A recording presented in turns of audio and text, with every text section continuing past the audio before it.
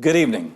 Debbie and I feel incredibly blessed to greet you tonight as you gather in Seattle, Washington, one of our favorite cities anywhere, along with the thousands who are live streaming from around the world. We have an awesome lineup of speakers and worship leaders this week. We have a team of people who've prayed and worked for over a year.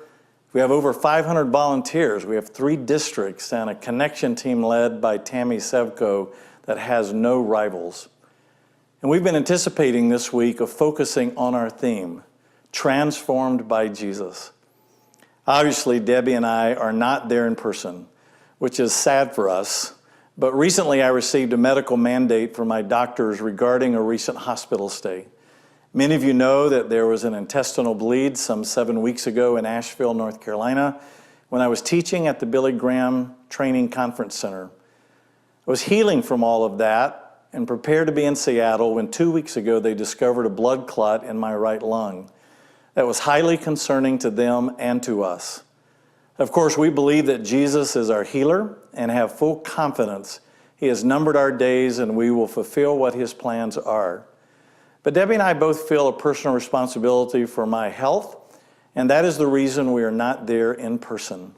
Bert Smith offered to fly to Atlanta and drive me to Seattle. I started thinking about what a 5-day journey in a car with Bert Smith would look like. He's been trained by the military in at least 20 different ways to take care of you and dispose of your body. So I politely said no. I love my friend Bert, just maybe not enough to spend days driving around the country with him.